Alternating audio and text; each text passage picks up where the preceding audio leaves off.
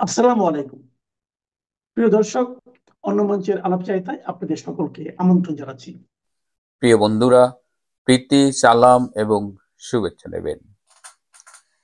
অবশেষে তাইজুল কোর্টের সাজানো রায়টা পাঠ করা হলো, বিচারপতিদের দিয়ে পাঠ করানো হলো। এই রায়টা কি হবে এটা আমরা আগের থেকেই জানতাম। তারপরও আজকে সকালে একজন আমাকে ফেসবুকে বললেন যে ভাই, প্রথমে এই শেখ হাসিনাকে যাবজ্জীবন দেওয়া হবে এবং এই যাবজ্জীবন কারাদণ্ডের প্রতিবাদে জামাত, শিবির এরা শাহবাগে একটা আন্দোলন গড়ে তুলবে এবং তখন পরবর্তীতে এটা কনভার্ট করা হবে মৃত্যুদণ্ডে।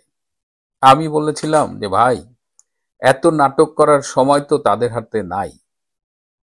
এই যে নাটক, মানে কোথায় কার বিদায় ঘন্টা বাজছে, কার কাউন্টডাউন শুরু হয়ে গেছে, এটা আমরা যতটুক জানি বা না জানি, এটা ডক্টর ইউনূস খুব ভালো করেই জানে।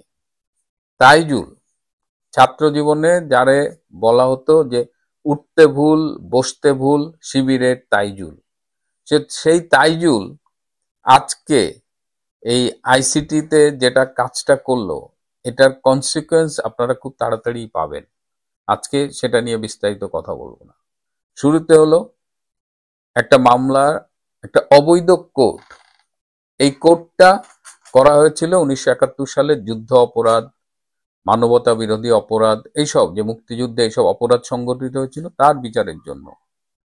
সেটাকে একটা অবৈধ অধ্যাদেশের মাধ্যমে এই জুলাই আগস্টের যে জঙ্গি অভ্যুত্থান, সেখানকার বিভিন্ন কাল্পনিক বানোয়াট অভিযোগ এনে, মানে পুরো বিষয়টা ইল্লিগাল। আমি ইল্লিগাল বলছি তা না। এই কোর্টে একজন ব্রিটিশ আইনজীবী টবি ক্যাটম্যান, তিনি অ্যাডভাইজার হিসেবে আছেন।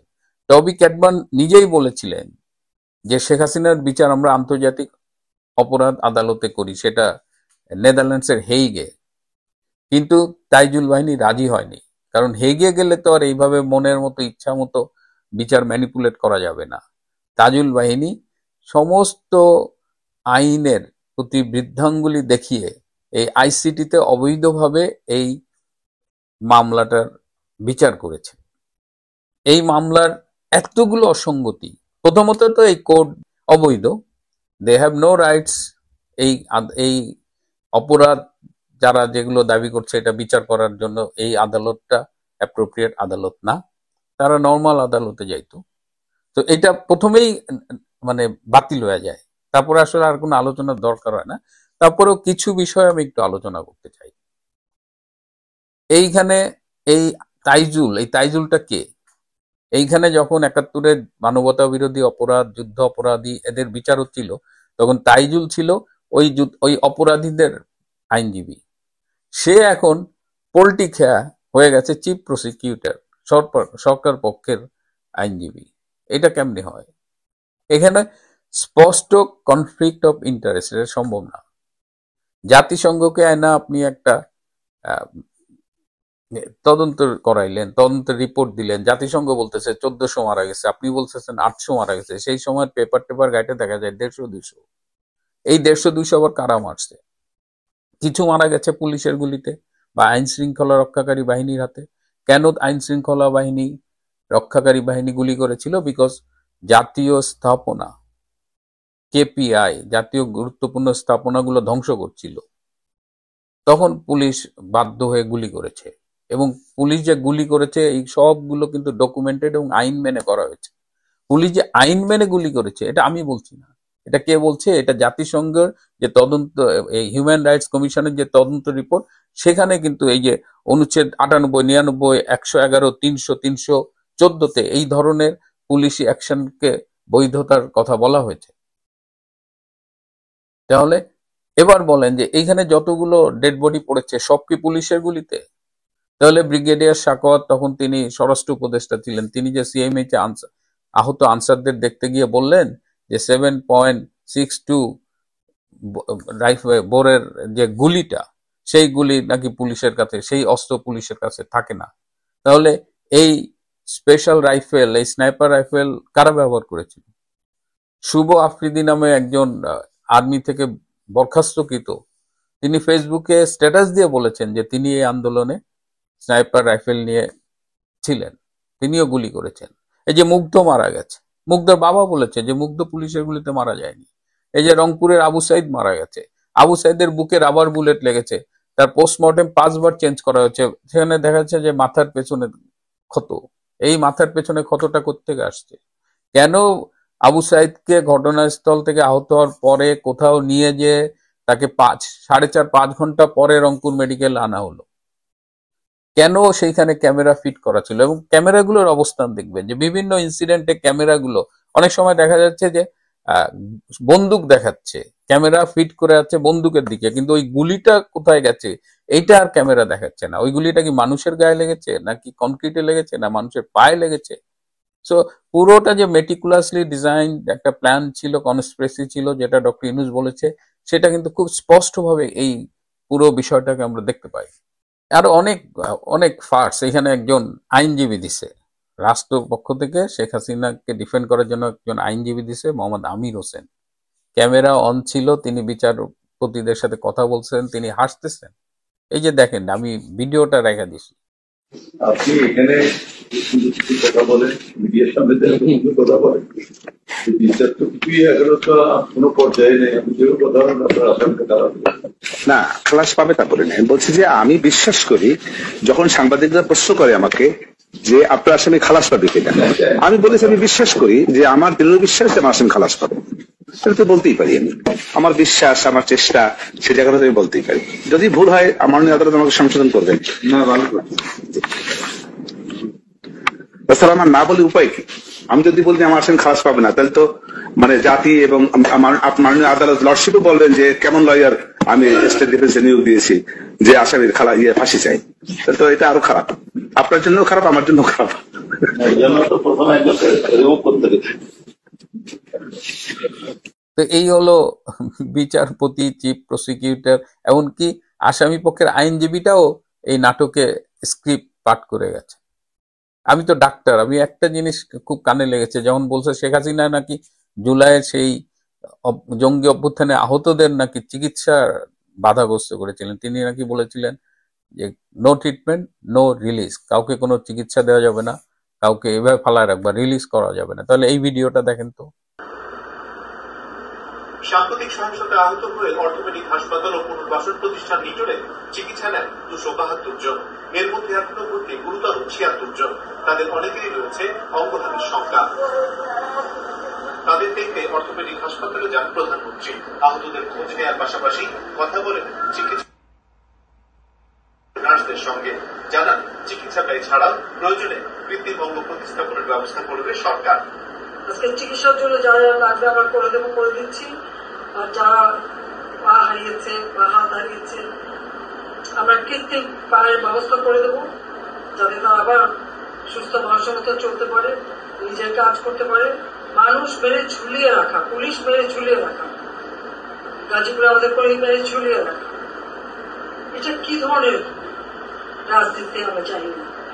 তাহলে কি দেখলাম, মানে মিথ্যাচার যে কতভাবে হয়েছে এটা আসলে, এটা আপনারাও জানেন, আমরাও জানি। এটা নিয়ে অনেক বেশি কথা বলার কিছু নাই। এই এই যে ক্যাঙ্গারু কোর্টে এরকম একটা ক্যামেরা ট্রায়াল হয়েছে, এবং সেটা দেখেন ধর্মের কল বাতাসে নড়ে। নইলে এই আমির হোসেন যে বিচারপতিদের সাথে হাসা হাসা কথা বলতেছে, সেটা আমরা কিভাবে পেলাম? কারা এই আন্দোলনে অংশগ্রহণ করেছিল ছাত্র জনতার নামে? এখানে রোহিঙ্গারা এসেছিল, এখানে দেশি বিদেশি জঙ্গিরা অংশগ্রহণ করেছিল। পাকিস্তানি জঙ্গি গোষ্ঠীর পক্ষ থেকে তারা দাবি করেছে যে বাংলাদেশের এই জঙ্গি অভ্যুত্থানে তারা অংশগ্রহণ করেছিল। এই যে মোহাম্মদপুরের বিহারীপট্টির থেকে বিহারীরা এসেছিল। তো এটা তো ছাত্র জনতার আন্দোলন ছিল না। 5টা অভিযোগে শেখ হাসিনার বিরুদ্ধে বিচার করে এই রায় দেওয়া হলো। সাথে আমাদের স্বরাষ্ট্রমন্ত্রী আসাদুজ্জামান কামালকেও মৃত্যুদণ্ড দেওয়া হয়েছে। এবং কদিন আগেই চিফ প্রসিকিউটর তাজুল বলছে যে আমার উপরে প্রেশার করে লাভ নেই, আমি চেষ্টা করছি যত দ্রুত এই বিচার করা যায়। মানে একে তো প্রহসনের বিচার, সেটা আবার স্পিড। আমি ওই যে প্রথমেই বলেছি, তাদের হাতে খুব সময় কম। তারা মনে করছে যে এইভাবে একটা বিচার করলে বোধহয়, আমি জানি না what they will achieve from ইট।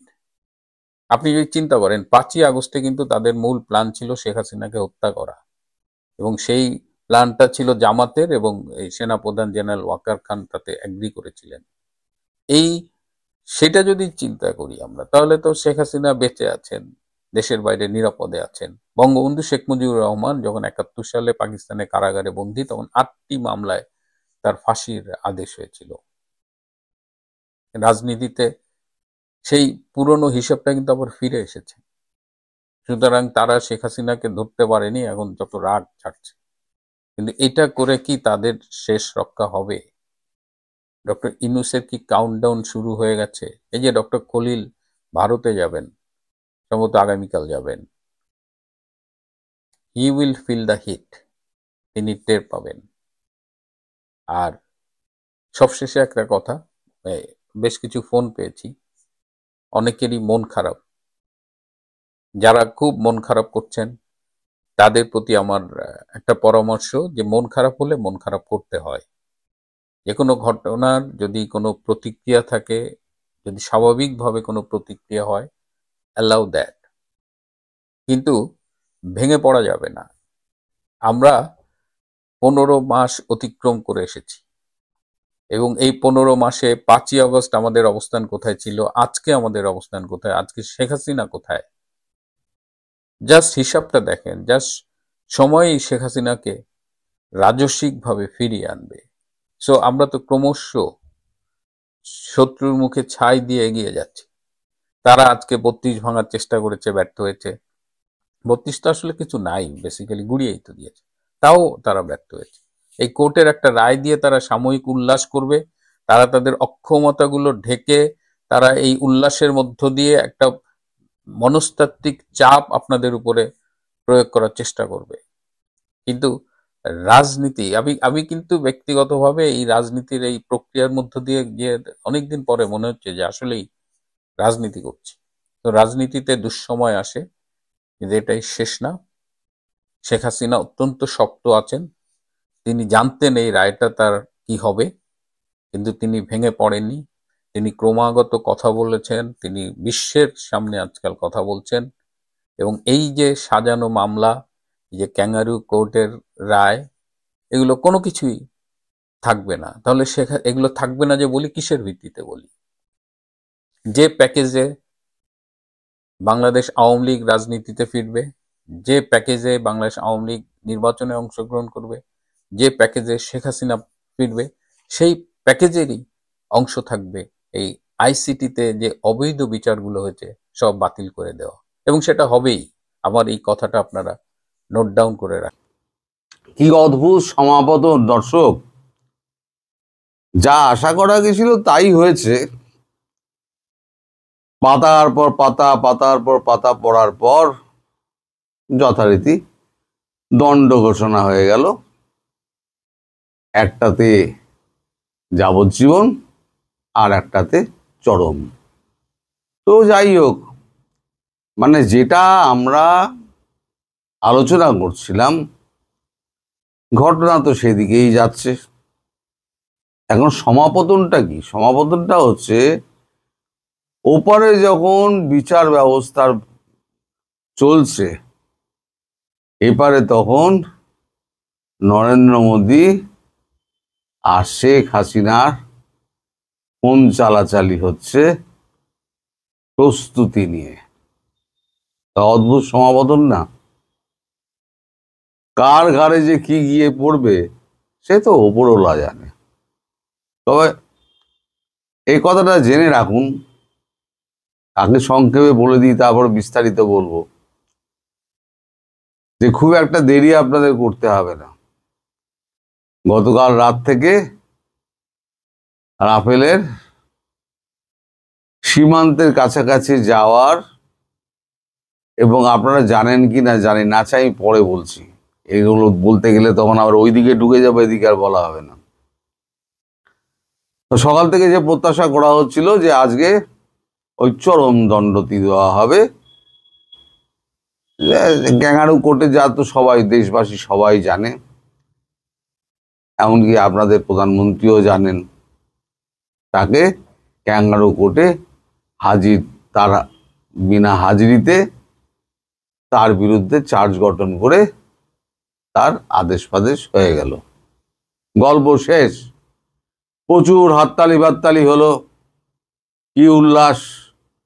আর এখান থেকে সমস্ত ফটো খেঁচা হচ্ছে, চিক চিক চিক চিক চিক চিক করে ফটো খেঁচা। যখন যতগুলো উপস্থিত ছিল সব হচ্ছে জামাতি আর জেহাদি, গ্যাংস অফ জেহাদি অ্যান্ড গ্যাংস অফ জামাতি। সে ইন্ডিভিজুয়াল সমস্ত ফটো তোলা হয়েছে, কারণ তার লোক আছে, তারাই অ্যাসেডরা সমস্ত ওই সাংবাদিকের বেশে তারা ঢুকে যায়, ঢুকে গিয়ে তারা সমস্ত কাজকর্ম আমাদের হয়ে করে দেয়, সেসব আমরা পেয়ে যাব। এরপর যখন ব্যবস্থাটা যখন নেওয়া হবে তখন মুখ চিনে চিনে তখন ব্যবস্থাটা নেওয়া হবে। এবার এদিকের অবস্থাটা একটু বলি। আচ্ছা, ওপরে আর একটা অবস্থা হয়েছে, আজকে সারা দিনে তো এই যে মানে একটা ত্রাসের বার্তা মানে বাতাবরণ তৈরি হয়ে রয়েছে সারা বাংলাদেশ জুড়ে। বাস নেই, গাড়ি নেই, লোক রাস্তায় লোক নেই, সবাই জানে যে একটা খুব বিচ্ছিরি ঘটনা হবে। যে যার মতো ঘরের মধ্যে নিজেকে বন্দি করে রেখে দিয়েছে, আর জামাতিরা যথারীতি ককটেল ফাটিয়ে চলেছে এবং বলছে যে এগুলো আওয়ামী লীগ করছে। আবার এদিকে বুলডোজার নিয়ে গেছিল 32 নম্বরে, ওখানে খেলার মাঠ তৈরি করবে। তা আজকে সেনাবাহিনী এমন পেঁদিয়েছে, আমি একটা ভিডিও দেখলাম, প্যাঁদানির নাম রামবাবাজি। এই প্যাঁদানিটা যদি 32 নম্বর যদি ভাঙার সময় যদি মানে সেনাবাহিনী দেখাতেন, তাহলে পরে নিশ্চয়ই জাতির কাছে তারা মহান হয়ে থাকতেন। তো যাই হোক, তখন তো আর করেনি, এখন বোধোদয় হয়েছে, বোধহয় শেষে চাপে পড়ে হয়তো হয়েছে। তো ওপারে তো কঠিন অবস্থা, একেবারে যুদ্ধ রব। তার মধ্যে রাত্রিবেলা থেকে শুরু হবে হয়তো আসল খেলা, কারণ উল্টো পক্ষও তো থেমে থাকবে না। যতই আমরা বলি না কেন, শান্তির বাণী ছড়াই না কেন, উল্টো পক্ষ থেমে থাকবে না। তারাও কিন্তু ভেতরে জড়ো হচ্ছে, তারাও কিন্তু তৈরি হচ্ছে। এবার এপারের ঘটনা বলি। এপারেও কিন্তু আমরা টিভিতে নজর রেখেছিলাম, বিশেষ করে আমাদের পশ্চিমবঙ্গের লোকজন কিন্তু ওই টিভিতে, আমাদের অনলাইনে, টিভি মানে অনলাইনে, আর যাদের নেট কানেকশানে যাদের টিভি চলে তারা, আর বাকিরা হচ্ছে মোবাইলে, পুরোটা শুনেছে, পুরো একদম এটা শুনেছে। যেমন আমিও শুনেছি, চলেই যাচ্ছে পাতার পর পাতা, মনে হয় অন্তত 200-250 পাতা জাজমেন্ট। তো যাই হোক, সেই জাজমেন্টটি এরকমই হয়। জাজমেন্ট তো পড়া হওয়ার পর তারপরেতে একবারে চূড়ান্ত হাততালিতে কোর্ট ফেটে গেল। তখন আবার বলা হলো যে আপনারা যে যার আবেগ বাইরে গিয়ে প্রকাশ করুন, এটা আবেগ প্রকাশ করার জায়গা নয়। সবাইকে শান্ত করা হলো, বাইরে গিয়ে তারা আবেগ প্রকাশ করবে। এবার আবেগটা প্রকাশ করতে গেলে রাত্রিবেলা আবেগের বিচ্ছুরণ ঘটবে, আর যখন বিচ্ছুরণ ঘটবে তখন উল্টো দিক দিয়ে শুরুটা হবে আর কি। এভাবেই শুরু হয়। আর এদিকে আমাদের দেশেও যারা কর্তা ব্যক্তি আছে তারাও এই ভিডিওটার উপরে নজর রাখছেন এবং ভিডিওটার কপি করা হয়েছে। আমি আপনাদের বলি, ভিডিওটার কপি করা হয়েছে। এবং সকালের ভিডিওতে আমি বলেছি যে আমাদের এজেন্সি NIA তারা পুরো রিপোর্ট সরকারের কাছে জমা দিয়েছে এবং সরকার অ্যাক্ট অফ টেরর হিসেবে এটাকে ধরে নিয়েছে। এবং সরকার পক্ষ থেকে বলা হচ্ছে যে আমরা যখন অ্যাক্ট অফ টেরর ঘোষণা করা আছে, যখন তার দেশের নাম আর তাকে তো হুমকি টুমকি দেওয়ার তো কোনো ব্যাপার নেই, মারলেই মারা হবে। যেমন পাকিস্তানকে মারা হবে। পাকিস্তান এবারে কি করেছে, পাকিস্তান নিজের হাত শুদ্ধ রাখার জন্য ও বাংলাদেশ দিয়ে চালিয়ে দিয়েছে যুদ্ধটা। যদি বলি না, অন্যের জমিতে যদি যুদ্ধ হয় তাহলে পরে তার থেকে মজার আর কিছু নেই, কিন্তু পাকিস্তান তো এইভাবে পার পাবে না। পাকিস্তান তো ধ্বংস হবে, আর সঙ্গে বাংলাদেশটা নিয়েও ধ্বংস হবে। তা বাংলাদেশের ব্যাপারে এইবারেতে এখন চুলচেরা হিসেব নিকাশ শুরু হয়ে গেছে আজকে সকাল থেকে, বলা যায় ভোর রাত থেকে হিসেব নিকাশ শুরু হয়ে গেছে যে প্ল্যান অফ অ্যাকশন কি হবে, কোথা দিয়ে ঢুকবে, কিভাবে ঢুকবে, এবং কোথায় কোথায় ড্রোন মারা হবে, কোথায় কোথায় মিসাইল মারা হবে, আর কোথায় একটি ব্রহ্মস মারা হবে, একটি মারা হবে। এটা আমি শুরুর দিন থেকে বলে যাচ্ছি, এখনো বলে যাচ্ছি, একটি ব্রহ্মস মারা হবে। হ্যাঁ, একটি জায়গায় যদি দুটি হয় তাহলে পরে আমি আরো মানে খুশি হব। একটি জায়গায় আমিও বলেছিলাম অন্তত একটি মানে ব্রহ্মস মারা হোক, আর দুটো চারটে যদি হয় তাহলে তো আমি আরো খুশি হব। তো এইটা আর খুব একটা, যখন এনআইএ রিপোর্ট যখন সরকারের হাতে পৌঁছে গেছে এবং সরকার যখন অনুমতি দিয়ে দিয়েছে, সবুজ সংকেত দিয়ে দিয়েছে, তারপর থেকে চূড়ান্ত তৎপরতা সমস্ত সীমান্ত ঘিরে হচ্ছে। এবং আমাদের যে এয়ারবেসগুলো আছে, এয়ারবেস থেকে এমনি তো চক্কর খাটছিল আগে, এখন দেখবেন আপনার আজকে রাত্রির থেকে দেখবেন কি কালকে রাত্রির থেকে দেখবেন ঢাকার আকাশের আশেপাশে দিয়ে রাফেলের ওড়ানো শব্দ আপনারা পাবেন, সুখোই, এই শব্দ আপনারা পাবেন, এবং কিছু সনিক বোমও আপনারা শুনতে পাবেন, যাতে এই জেহাদিরা ওই যেখানে আপনার ফুটবল মাঠ বানাতে গেছিল 32 নম্বরকে, সেখানে যে সেনাবাহিনী তাড়া করেছে এবং ওই জেসিবিটা ভেঙে দিয়েছে, লুঙ্গি তুলে যেমন দৌড়েছে ওইরকম লুঙ্গি তুলে এবারও দৌড়বে, আপনারা এটা দেখে রাখবেন মনে। তবে আমি যেটা বলেছিলাম, শাকালাকা বুম বুম আর হ্যাপি দিওয়ালি, তার সময় এসে গেছে। হ্যাপি দিওয়ালি হবে, আমি আগেও বলেছিলাম, এখন 100% কনফার্ম হয়ে বলছি হ্যাপি দিওয়ালি হবে। তার জন্য শেখ হাসিনার সঙ্গে প্রধানমন্ত্রী নরেন্দ্র মোদী সম্পূর্ণ প্রথা ভেঙে টেলিফোনে অনেকক্ষণ ধরে কথাবার্তা হয়েছে, বার কয়েক কথা বলা হয়েছে। তা এই বিচার প্রক্রিয়া শুরু হওয়ার সময় হয়েছে, বিচার প্রক্রিয়া শেষ হওয়ার পরেও হয়েছে বলে আমি খবর পেয়েছি। এর মধ্যে কতটা সত্যি আছে কতটা মিথ্যা আছে তবে আমি বলতে পারবো না। তবে যারা খবরগুলো আমায় দেয় তারা মিথ্যে খবর আমায় দেয় না। যদি কোনো সংশয় থাকে তারা বলে দেয় যে এটার মধ্যে সংশয় আছে, কিন্তু সেরকম কিছু তারা বলেনি। ফলে আমি ধরে নিচ্ছি শেখ হাসিনার সঙ্গে মোদিজির দুবার কথা অন্তত হয়েছে আজকে, এবং শেখ হাসিনা নিশ্চয়ই অনুমতি দিয়েছেন যে হ্যাঁ এখানে করতে হবে। উনি টোটাল তো ভৌগোলিক হিসেবটা জানেন, উনি ভৌগোলিক হিসেবটা উনি বলে দিয়েছেন। এবার আপনারা অপেক্ষা করুন আর ওপরওয়ালার কাছে প্রার্থনা করুন যাতে খুব তাড়াতাড়ি এই জিহাদিদের হাত থেকে আপনারা মুক্তি পান, আর ভারতবর্ষের কাছে তারপর কৃতজ্ঞতা প্রকাশ করবেন। তখন আর কিন্তু 71 সালের মতো আপনারা ভুলে যাবেন না, 5 বছর বাদে ভুলে যাবেন না। আমার অনুরোধ হচ্ছে শুধু এইটুকু, আপনারা মানুষ তো ভুলে যায়, 71 আপনারা ভুলে গেছেন। মানে ভারতবর্ষে সৈনিকদের যে অবদান, সেই অবদান আপনারা মনে রাখেননি, আপনাদের ইতিহাসের কোথাও নেই। একটা ভারতীয় সৈনিক, শহীদ সৈনিকদের একটা স্মৃতিস্তম্ভ আপনাদের সারা বাংলাদেশ ঘুরলেও কিন্তু পাওয়া যাবে না। এখন বিপদে ফের যখন বাংলাদেশকে ভারত সাহায্য করছে, তখন সেই সাহায্যের এটা মনে রাখবেন এবং ভারতবর্ষকে মানে বাংলাদেশের বুকে একটা স্মারক হিসেবে রেখে দেবেন, তার যাতে ইতিহাসে সাক্ষী থাকে ভারতবর্ষ দুবার আপনাদের হেল্প করলো। এই ধানমন্ডি 32-এ এই যেগুলো গেছে, এই যে শেখ হাসিনার রায় কেন্দ্র করে, এদেরকে এই সরকার তো এদেরকে জেলে নেবে না, জেলে নেওয়ার কাজ করবে না। হ্যাঁ, আজকে ফিরিয়েছে, হ্যাঁ আগে কই ছিল রে বাবা।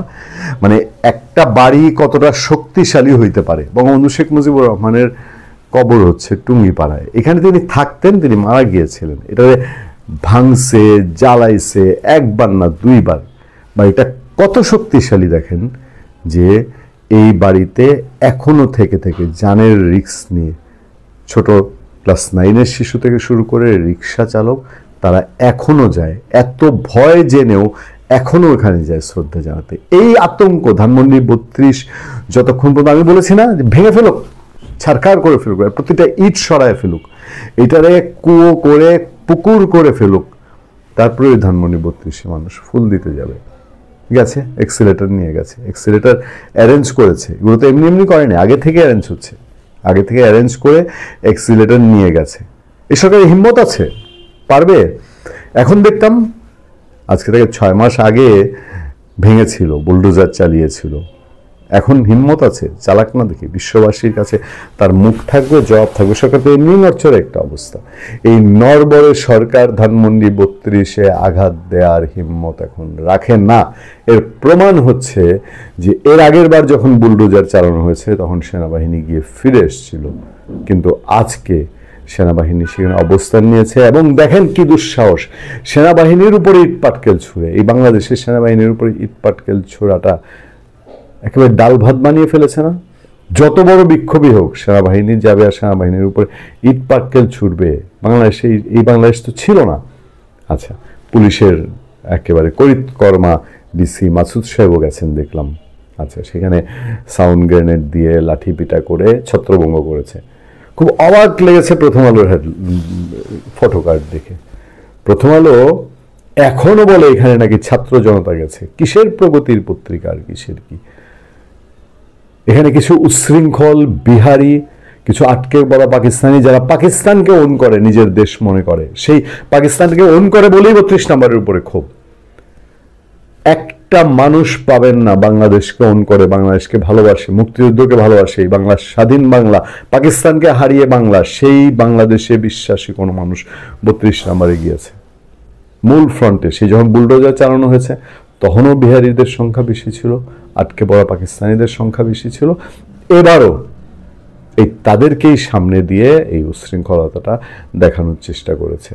তবে ওই যে বারবার বলছি, এবার খালি সে একটা ইট খুলে আনুক, এটার জবাব পৃথিবী বিশ্ববাসীকে দিতে হবে। এই প্রশ্ন কোথাও উত্তর মিলবে না। আমি বঙ্গবন্ধুর বাড়ি বাদ দিলাম, যেটা বঙ্গবন্ধুর বাড়ি না, এটা কিছু না। একটা কোনো দেশে একটা সরকার থাকা অবস্থায় যত বড় অপরাধীও যদি হয়, সে অপরাধীর বাড়ি বুলডোজার দিয়ে বা আপনার এক্সিলেটর দিয়ে গিয়ে আপনি ভাঙতে পারবেন? ভাঙার রাইট রাখে কেউ না, এটা কোনো আইনে সেটাকে অ্যালাউ করে। এই অবাস্তব অকল্পনীয় কাজটা ডক্টর ইউনূস সরকার অ্যালাউ করেছে কি? আমি তো বলবো যে তারা চেয়েছে, তারা করিয়েছে। সেই করানোটার দিন এখন আর নাই। এখন সারা দেশে আওয়ামী লীগের শব্দে, ফেসবুক শব্দে লকডাউন হয় এবং পত্রপত্রিকা এখন আওয়ামী লীগের খবর দেয়। প্রথম আলো যার আমি সমালোচনা করলাম, এই প্রথম আলোই আওয়ামী লীগ ছাত্রলীগের মশাল মিছিলের খবর ছাপিয়েছে। দেখেছেন না যে আওয়ামী লীগ ছাত্রলীগ মশাল মিছিল করছে? দুদিন আগে তো এইসব কর্মসূচি ছাপাতো না, বাধ্য হচ্ছে। কারণ একটা সত্যকে কখনোই ঢেকে ফেলা যায় না। আজকে 32 নম্বর ভাঙতে ভাঙতে হিম্মত দেখায় টুঙ্গিপাড়াও নাকি এরকম হবে। এক এনসিপি গিয়ে শিক্ষাটা পেয়েছে না? এই টুঙ্গিপাড়া আঘাত দিলে এই সরকারই তো টিকবে না, সরকারকেই রাখতে পারবে না। আর যারা ওই দূর থেকে বসে বসে এগুলো ঘোষণা দেয়, তারা একেবারেই অবান্তর, একেবারে ওই কল্পনার স্বর্গে বাস করে, নিজেরা তো কখনো আসবে না। আমি আপনাদেরকে নিশ্চয়তা দিচ্ছি, এই বছর, এটা তো 17 নভেম্বর 2025, আগামী বছর 17 নভেম্বর না, আগামী আগস্টে দেখবেন যে 32 নম্বর কেউ যদি ভাঙার নাম নেয় তাহলে পুলিশ আর্মি লাগবে না। এই 32-এর যে প্রজন্ম, সেই প্রজন্ম এই 32-কে তখন মানব ঢাল হিসেবে দাঁড়াবে। আর্মি পুলিশ প্রয়োজনই পড়বে না। এটা বাংলাদেশ রে ভাই, এটা বাংলাদেশের ইমোশন, বাংলাদেশের সৃষ্টির ইমোশন, বাংলাদেশের একেবারে ফাউন্ডার যিনি, তার বাড়ি এটা। আজকে দেখবেন যে শখানেক লোক গেছে। এর আগে বুলডোজার যখন নিয়ে গিয়েছিল তখন তো হাসনাত নিজেও ছিল, অনেকেই তারা এগিয়ে গিয়ে নৃত্য করেছিল, উচ্ছ্বাস করেছিল, হিন্দি গানের সাথে নাচানাচি করেছিল। গত 15 আগস্টে বিএনপি গিয়েছিল, বিএনপির লোকজন ছিল, বিএনপি স্লোগান দিয়েছিল, কি তারেক ভাইকে কথা দিলাম, কি 32 নম্বর দেখে রাখবো, এই টাইপের স্লোগান দিয়েছিল। আজকে আপনি বিএনপি খুঁজে পাবেন না।